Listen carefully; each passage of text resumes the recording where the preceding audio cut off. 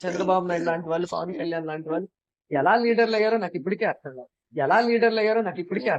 కండువా కప్పుకొని కష్టపడే ప్రతి కార్యకర్తని కన్నబిడ్డలా భావిస్తూ సభ్యత్వం ద్వారా వారికి ఇన్సూరెన్స్ కల్పిస్తూ వారు మరణిస్తే వారి కుటుంబానికి ఆసరా అవుతున్నారా బాబు గారు, కళ్యాణ్ గారు.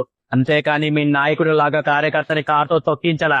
క్యాడర్ ని కాపాడుకునేవాడే లీడర్ అంటే, క్యాడర్ ని కాటికి పంపేవాడు కాడు. అయినా పంది బురదం ఇచ్చినట్టు పందిరం ఇచ్చినా చంద్రబాబు వాగ్దానాలు ఇస్తే నెరవేర్చాడు.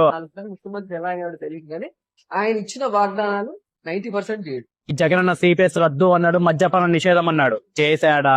ప్రతి సంవత్సరం జాబ్ క్యాలెండర్ అన్నాడు, 45 పెన్షన్ అన్నాడు, ఇచ్చాడా? పోలవరం 3 రాజధానులు కడతానన్నాడు, కట్టాడా?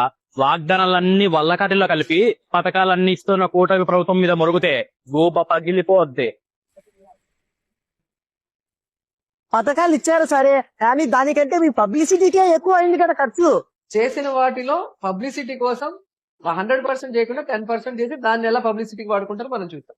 పిల్లలు చదువుకునే స్కూల్ బ్యాగుల మీద, పిల్లలు చదువుకునే పుస్తకాల మీద, ఆఖరికి ఆ పిల్లలు తినే చిక్కి మీద, పునాది రాళ్ల మీద, పాసు పుస్తకాల మీద కూడా మీ అన్న బొమ్మలే వేసుకున్న మీరు, సచివాలయాల మీద, ఆఖరికి సమాధి మీద కూడా మీ పార్టీ రంగులేసుకున్న మీరు పబ్లిసిటీ గురించి మాట్లాడుతుంటే ప్రతిభత పరమాన్నం ముడితే తెల్లారిదాకా సల్లర్లేదనే సామెత గుర్తుకొస్తుంది.